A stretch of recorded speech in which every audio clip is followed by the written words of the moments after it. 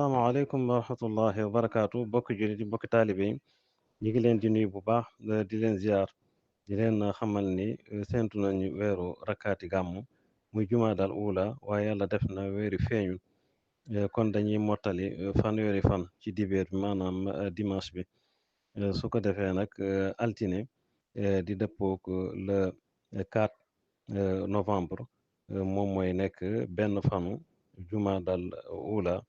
maanaam di rakkaati gàmmu kon loolu ñu xamee ko noonu bu baax a baax rakkaati gàmmu nag moom moo nekk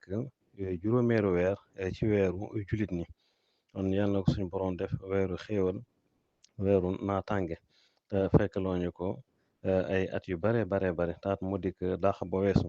comme mu nekkoon seen bokkum taalibe ji di Abdul Xaadir Sàmb Lamfal communication jëwriñu daara Minanul Baaxil Xadim daara ilmi wa tarbiya wassalaamu aleykum wa rahmatullah